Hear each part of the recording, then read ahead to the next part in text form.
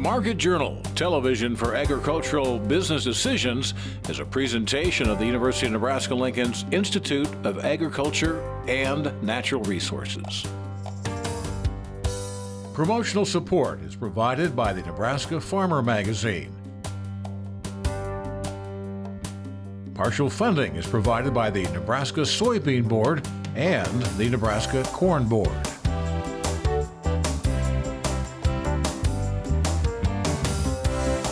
Well, thanks so much for joining us here on another episode of Market Journal. I'm Bryce Duskett.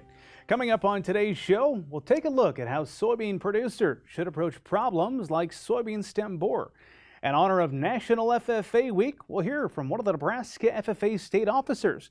And as always, we'll review the latest when it comes to the markets and the weather. As we begin today's broadcast, Nebraska Extension will be offering 3 private pesticide applicator training sessions online coming up in March and April. Each session will have a different agricultural area of focus, including corn, soybeans, and pasture. These training opportunities are designed to comply with nationally mandated standards. The training sessions will be available online through Zoom for those who wish to utilize restricted use pesticides on their operation, and will cover a number of topics. So the training covers all of the regulated, mandated requirements, and there's kind of a laundry list of topics that we could talk about, but it's things like pesticide safety, integrated pest management, laws and regulations, pesticides in general and the toxicity of them, environmental protection. Those are all just kind of the base topics, and then there's a list of topics within those that also have to be covered.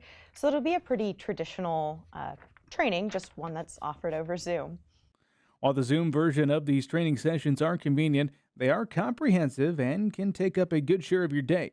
With that in mind, there will also be asynchronous online training options available as well for those who wish to conduct the training sessions on their own timetable. Yeah, so the Zoom training will be like people online talking to you, but we also do have an asynchronous online option. And the benefit to that is that it's kind of at your own pace whenever you have time to go do it. But both of these are really great options because you can do them from anywhere. The big difference will be that this Zoom training will be essentially like a 3-hour training all at once, whereas the online asynchronous is something you could do for 30 minutes, step away, come back and do for another 30 minutes kind of thing. Before you begin your training sessions, there will be a few materials you'll want to have on hand.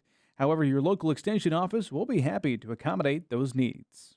So one of the things they can pick up at their local county office when they register online is a private applicator reference guidebook. It's a list of NEP guides that cover things like how to properly do a jar test or, worker protection standards, different topics that are relevant within the training in general. But most of it, they can also get digital copies if they need one, if they just reach out to us and ask. To recap, Zoom training sessions will be offered March 8th, March 21st, and April 4th. The March 8th session will begin at 9 a.m. Central Time and will cover application for corn and soybeans. The session taking place on March 21st will begin at 1:30 in the afternoon Central Standard Time and will focus on pasture application. And the April 4th session will begin at 6 p.m. Central and will focus once again on application for corn and soybeans. For more information about these training options, you can visit pested.unl.edu. Now, if you weren't able to write all that down, we have attached an informative Crop Watch article about these events. Along with this story, you can find that on the Market Journal website. Well, every year in February, FFA chapters celebrate National FFA Week. This past week, we did just that.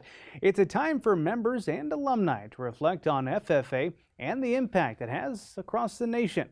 We thought it'd be a good time to catch up with a member of the Nebraska FFA state officer team to learn about the current size of the association. Lexi Bodlak is serving as this year's Nebraska FFA state president. Here's our recent conversation. As we celebrate National FFA Week, we are today catching up with the Nebraska FFA state president. Her name is Lexi Bodlak. Lexi, great to see you. Thanks for coming in. Good morning. Tell us a little about yourself. You hail from the Pender FFA chapter, correct? Yes, I am. I'm from Pender, so in the northeast corner of the state, and it's been really awesome to travel and see the rest of Nebraska this year. But I grew up in a small town, and so I was really fortunate enough to have a lot of supporters in my community. I was able to explore a lot of different parts of agriculture, so I worked at a local greenhouse, and then I eventually took that on as my own project, and then I was lucky enough to also grow up on a corn and soybean operation, so I've been involved in that part of agriculture as well. Was FFA something you always thought you were going to do? Talk to me about how you joined the organization. So Mr. Bartlett has it down to a science. That's my ag teacher. And he does a lot with those elementary students. So from a very young age, I always saw those big kids in the blue jackets, and I knew that I wanted to be one of them for sure. So during elementary ag day, we would make ice cream, go to the petting zoo, all of those sorts of things. And then as I got closer to junior high and high school, I sort of saw what FFA could provide me as far as opportunities and leadership development. And I joined my freshman year, and I haven't looked back since. Well, every time we get to sit down with one of the Nebraska FFA state officers, it seems like the organization continues to grow in not only the number of members, but the number of chapters. I assume you guys are continuing that trend. Kind of give us the state of the Nebraska FFA Association. Yeah, so we're almost at about 12,000 members now, which is phenomenal, and we've added about 10 new chapters this year, so we're up to around 210 chapters. So it's been awesome to see the growth. Why do you think FFA and ag education continues to grow in the state? I think that now businesses are sort of realizing how important it is not only to have workers, but skilled workers. That seems to be our issue in Nebraska with the labor shortage. And so investing in those younger members and providing them not only with those soft skills, but also the opportunity to practice some of those more technical skills like welding or things like that, where we're getting real hands-on experience in a shop. Those sorts of things are really starting to show those values, and agricultural leaders in general is something that Nebraska is going to continue to need. So. Well, it's a big week, National FFA week. How are some of the ways you yourself and your teammates are celebrating, but also the Nebraska FFA members across the state this week? So with Nebraska FFA week, or I guess National FFA week, we are really celebrating all throughout the state. I know that all of my teammates and I will still be out doing chapter visits, so we'll have the opportunity to connect with roughly 35 schools during National FFA week. So we'll get to join in on their festivities. As a team, I think we're really taking the opportunity to reflect on just what FFA has done for us, and then what we can do to really provide and serve the rest of our members for the little bit of time we have left this year. So you referenced only a little bit of time left because the state FFA convention is quickly approaching, about a month away here as you and I had this conversation at the end of March. What are you most looking forward to about convention? I would say I'm most looking forward to just seeing our members again. I've been really fortunate enough to, meet some of them for the first time at Colt Conference, and then we got to catch up at Edge, and then Pathways to Careers, and so now I've seen these members a couple of times at different events, and so it'll be really awesome to see them one more time as they compete in those competitions they've been working so hard on all year. What has been your message to students as you've interacted with them across the state? There's so many. I feel like one of the biggest messages that I can give FFA members, and I've sort of been preaching it all year, is it is a privilege to be in this agricultural community, and I really just wish that members would take advantage of this opportunity. Only 2% of the nation is able to provide for all of us in this country, and so we really do have a unique opportunity. And so if members can just remember to capitalize on where they're at right now, they'll be able to connect with a really amazing community and serve others as well. An important message to share. That is Lexi Bodlak, originally from the Pender FFA chapter, now serving as the Nebraska FFA state president. Now, planning is underway for the Nebraska FFA State Convention. This year's theme is It's Up to Us. The state officer team wanted to keep that theme broad to encompass all the opportunities that FFA provides and shine a bright light on the ways that FFA members can impact the future. The convention will be held in the capital city in Lincoln, Nebraska, coming up March 29th through the 31st. Well, let's turn our attention now over to the markets. This week we are catching up with market analyst Kyle Bumsted. Hey Kyle, thanks for coming back to Market Journal. Thank you, Bryce. Seems like anytime we have you on here, there's a big winter storm impacting the region. Another one here today. As we open up our conversation today, Kyle, any thoughts you have on how these winter storms are impacting either the grain or livestock markets? I think it might just be some short-term logistics right now, as far as how's it going to affect slaughter, as far as cattle, getting some cattle to market. Maybe it might affect a few feeder cattle sales out there, and it may delay a few shipments of grain here or there, interior. But I don't think it's much of. I don't think this one here that we're sitting in now is going to be a big event as far as that goes. Yeah, appreciate your thoughts on that. One of the viewers had chimed in wondering if we could ask you about that, so I appreciate it, Kyle. Let's jump into our conversation here. Let's begin on the grains. Of course, we'll spend a lot of time talking about cattle here in a second, but when we look at the grain markets, beginning on corn, we're stuck in a sideways pattern. Size up that market. What are you seeing? Well, corn has just entered its winter slumber, and it seems like we're trading this May contract here from about that 660 to 690 mark, and that's the top end of the range of 690, and the low end's about 660. So that's kind of where we've been ping-ponging back and forth here the last 3-4 weeks, and that's all it is. But the big mover this week is going to be the option expiration here, which is on Friday, and then we have first notice day next week. So there's going to be some movement around there, and we'll see if we can get some of these spreads, how these spreads as far as the March versus May, how they react once we get into delivery. Is there still some commercial short out there, or there's some commercials that still need some coverage out there? That's going to be key here on both the corn and the soybean market. Soybeans, kind of the same thing here. We have had a little bit of weather headline out of South America. It was a frost scare coming out of the weekend here. Obviously a 3-day weekend that can change markets, but that frost scare really didn't affect the big area, and the beans have been stuck here between 15 and 1550 for a number of months. But looking out there, new crop beans, you've been kind of stuck from that 1360 to 1420 area, and we're just kind of range bound right now as we sit here today at the end of February. Yeah, I like what you said there. We're playing ping pong with those prices. Do you have any thoughts on what could break that, either to the upside or the downside for the grain complex right now, Kyle?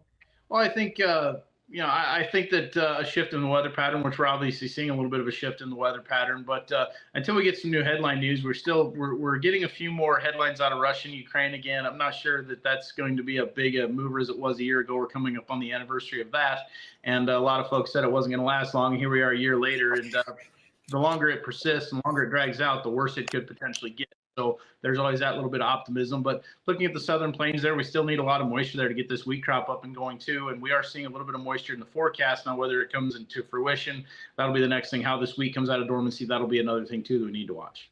All right, Kyle, let's talk cattle a little bit. You sized things up earlier today talking about the futures market for cattle, and you described it as watching paint dry. What do you mean?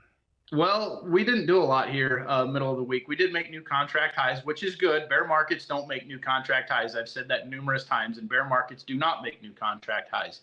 So it is a bullish market. Now, the thing that's been driving this market has been the cash. Now, middle of the week, we were starting to hear some 162 trading in Nebraska regionals there, and there was also some 259, 260, 261 dressed, depending on the quality of the cattle. Now, by quality of the cattle, I mean, are they barn cattle? Are they outside cattle? Are they carrying a lot of tag? What kind of conditions are the cattle coming from, and what are they going to grade? And the southern plains were pretty optimistic. They were holding for 164 to 165, and I had heard some 162 to 163 middle of the week. So cash is going to have to be a driver here. The futures have made an impressive move here, and we do need to have this cash market keep pushing us up here, or in order to sustain these lofty levels and some of the premium out there in those deferred contracts, we are going to need cash market to really come through and keep working higher. And recently, we've seen a nice jump here in box beef, which has helped improve those packer margins, so they can afford to pay up a little bit more. And I think for the month of February, as we sit here towards the end of February here, we've jumped almost $20 on the choice and the select box. So that's definitely helping keep that underlying current. And we've also seen a small drop off in slaughter pace. Now, I don't know if that's actually lower numbers or if that's maybe tweaking the chain speed just a little bit here at the end of February. Kyle, you said that the cash is driving the futures right now. What are the factors pushing cash prices higher as we speak? Well, I think box beef has been the big one. There has been a little bit of weather too. These cattle aren't grading near as good, so I think they're having to really pay up to find good grading cattle, and it's kind of helping some of the poor grading cattle out as far as bringing that average up too. But definitely the box beef. The box beef has seen some really good demand. I'm really interested to see here at the end of the month how we close out with the cold storage report. Now, we do have a cattle on feed report here at the end of the week, and I think going into it, there's going to be a little bit more optimism here. as we get towards the end of the week and maybe first part of next week. It all depends. But when you look at how the spreads reacted, what the market actually told us during the month of January. Now this is up to January 31st that the cattle on feed report is going to cover. We did market a few more cattle based on spreads. So we did see the Feb-April live cattle spread gain a little bit, and we also saw the April-June gain a little bit, and the June versus August did gain some too. So what I'm looking at here as far as cattle on feed, not year over year placements and marketings and on feed and things like that. I'm looking at more month over month. Is the situation improving? It looks like it is improving. There are getting to be less numbers out there, and the market is telling us that as we see these spreads tighten up just a little bit. We're still in bearish territory, just not as bearish as we were here about 30, 40 days ago. All right, Kyle, well, I'll give you the final word here, about a minute or so left. What do you want to leave us with? Some of your final thoughts on how you see the cattle markets right now. How I see the cattle market, I guess I've seen a lot of closeouts that are $200 to $300, maybe $400 losers. So as we see these deferred contracts, we're buying feeders here, giving $1,400 to $1,800 a head, whether it's steers, heifers, whatever it is. If you're going to take them home and raise them, grow them, grass cattle, raise them to breed them as far as young heifers, I think you really need to look at that downside risk. We haven't seen any black swans here for about 2 years, 3 years, depends on how you want to classify how we come out of the pandemic or the fires that can sometimes happen out here at some of these processing plants. We haven't had a black swan in quite a while. So I urge people to take a look at their break evens. And if you think you're breaking even on them, you might be forgetting something. So figure in a little bit more, and you probably should be looking at some cheap downside protection at some point. Watch out for the black swans, and wise words, Kyle. We appreciate your time. Appreciate your time too, Bryce. Coming up next week, we'll be on location visiting with Darren Newsom.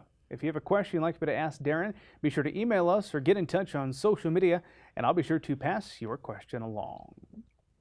In 2021, USDA reported that corn yielded a record high 177 bushels per acre across the 85.4 million acres. Soybeans averaged 51.4 bushels an acre, just above 2020 levels, and the second highest on record. It is a fair guess that yields will continue to climb over time. Andy Levine, president and CEO of the American Seed Trade Association, says that the increases will continue, but thanks to environmental and pest concerns, it is more challenging over larger tracts and major areas. You can learn more about the future of yield trends in the February issue of the Nebraska Farmer. Well, it is now time to get the latest when it comes to weather with Market Journal weather analyst Bill Boyer. Bill, it's been another week that we begin by recapping just how much snow some of the regions saw. So what do you have for us when it comes to those details? Well, that is right, Bryce. We had anywhere from 5 to 10 inches of snow. As we look at the current snow depth map, boy, the Dakotas got hammered 2 feet or more in some areas. We did have a few local areas picking up close to a foot of snow. This area is all new snow that fell mainly from the Wednesday night into Thursday time frame. And if you didn't get the snow, you got the cold. Low temperatures Thursday morning, 8 in Falls City. That's the warmest. And then everywhere from Norfolk down through Columbus and Hastings west was below 0. And look at some of these cold temperatures. 12 below in Thedford. There's 16 below in Alliance. Scotts Bluff Thursday morning set a record low for the date, obviously, at 20 degrees below 0 here in the last week of February. That is insane. Well, as we take a look at what we've got coming here early this week, it's going to be active again. This time more in the eastern part of Nebraska. We've got cold temperatures. You've heard about the rare blizzard warnings there in California. Windy conditions, some severe storms possible part of this week in portions of Kansas. Heavy rains possible through the middle part of the Midwest, and windy, even some slippery conditions there with mixed precip. Then as we take a look at next week, we're going to go right back again to below normal temperatures and above normal precip chances in our 8 to 14 day forecast. So again, what could be a very active week next week is setting up for us again here across the region. Could be another couple of active weeks here. And we need the moisture, but we continue to whittle away here on the latest drought monitor. We still have some exceptional drought conditions and extreme drought. We've really worked on this area, lowering the drought conditions there. And as we continue to get more precip, hopefully this continues to look a little better, and we are going to see some precip in some of those areas. Let's take a look at the week here. We start off today with showers and storms off to the south and east of us. Now, as we look at tomorrow, we start to see some of this heavy rain that we talked about early. This is some strong and severe storms coming out of Kansas, going to produce some incredibly heavy rains just off to the east of Nebraska. We'll be seeing some in our area as well. Then the next system dives its way in Tuesday afternoon. By Wednesday afternoon, it's getting closer to making its way out onto the plains, and it does that by Thursday. Take a look at Thursday into Friday as folks get ready to go to state girls basketball. Another round of precip here across Nebraska to end the week, and it could come in the form of snow. As we take a look at highs for the week, it's going to be cool on Saturday in the north, some of that new snow cover area, but we start to bring warm temperatures back, or milder temperatures, to most of the state through the middle part of the week, and then that system that we talked about coming in Thursday into Friday, going to cool things off and again bring some precip and maybe chances of snow. I told you, look at some of these impressive snow totals in eastern Iowa and western Illinois and Missouri. We've still got some very decent precip totals coming out with this particular forecast model for Nebraska, and it could equate to several inches of snow again. So we'll have to see if that pans out, Bryce. All right, thank you very much for that update, Bill. Certainly looking forward to a more calm week in the weather ahead. Finally today, before we know it, the 2023 growing season will be here. There are a number of pests that are capable of causing commotion in your crops. Soybean stem borer is becoming one of those, becoming more widespread as well across Nebraska's soybean fields.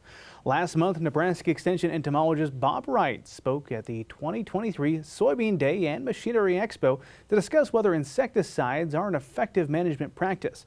We were fortunate enough to have Bob join us in the studio for this week's Crop Talk. Well, let's talk about soybean stem borer. What is it? It's a small beetle. It's called a longhorn beetle. It has long antennae. It's light gray. Has one generation a year.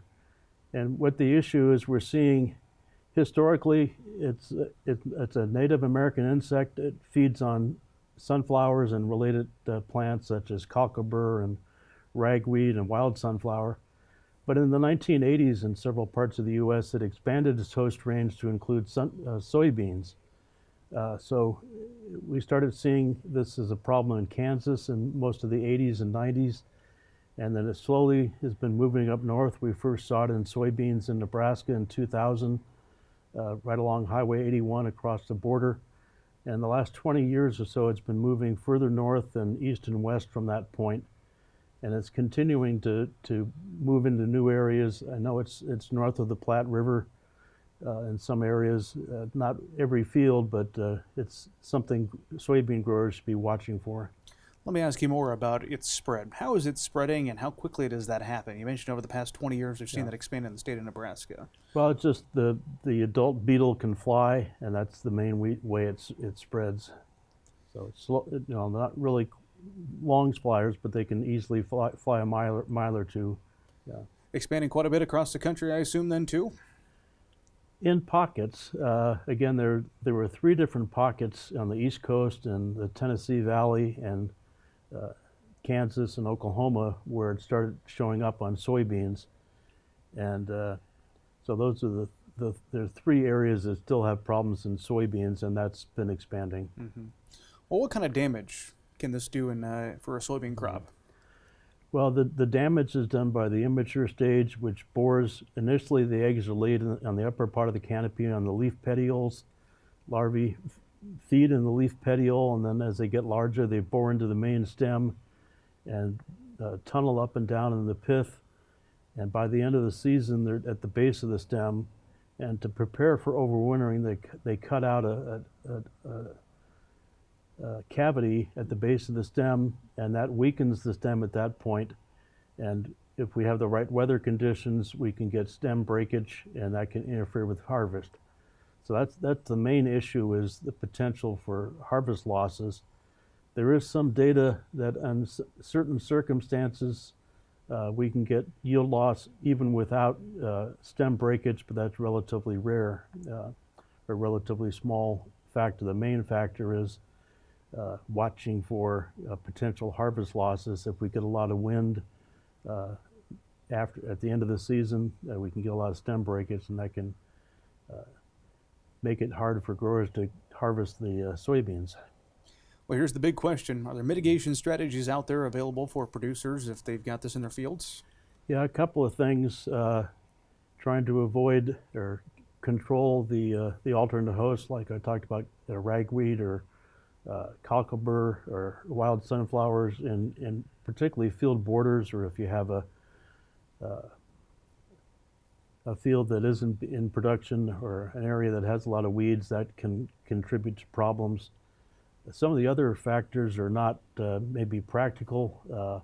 Tillage has been shown to, we can bury the infested stem with soil. That can reduce the overwintering survival, but that's not really practical in a lot of areas. Rotation can help if you don't have a lot of soybeans in the area, but they can easily fly. A lot of areas in Nebraska with corn soybean rotations, they merge in corn and move to the next door soybean field, so that doesn't really help a whole lot. We've done a lot of looking with insecticides. One of the challenges is the beetles lay eggs for over 3 to 4 weeks during the summer, so any one treatment is not going to control a large percentage of the population. And there's been quite a few studies with that, and it probably isn't going to pay to treat with an insecticide. You'd have to treat at least twice and maybe more, and still we could get infestation with the larvae. Let me ask you this. As we're gearing up for the next growing season and people are out scouting their fields, is it something you can spot with the naked eye? Well, what we see is when the larva moves out of the leaf petiole and into the stem, that leaf dries up and dies. And typically, at least in south central Nebraska, by mid-August, we can start seeing, if you start seeing some dead leaves in the middle of the canopy, check those, and the base of the petiole, you should be able to see where there was a tunnel from the larvae. So that's a good time to check and see what level of infestation you have, and if you have a high level, try to target those fields to harvest first to avoid harvest losses. That's probably the best benefit right now. Insecticides, we don't really recommend them. It's hard to time them right to get adequate control, and it may not increase profit if you. It is always nice to catch up with Bob here on Market Journal. If you're interested in learning more about soybean stem borer, we've included an informative link along with this story. You can find that on the Market Journal website. Well, that is going to do it for this week's show. Coming up next week, we will be on location at this year's Triumph of Ag Expo. That show will take place at the CHI Health Center in Omaha, March 1st and 2nd. We'd love to see you out there at the show, so if you're planning a trip, be sure to swing by and say hi to the Market Journal crew. Until next time, I'm Bryce Duskett, wishing you a safe and productive week. Join Market Journal online at marketjournal.unl.edu. You can also follow us on Twitter, Instagram, and Facebook. Promotional support is provided by the Nebraska Farmer Magazine. Partial funding is provided by the Nebraska Soybean Board and the Nebraska Corn Board. Market Journal is produced by the University of Nebraska-Lincoln's Institute of Agriculture and Natural Resources.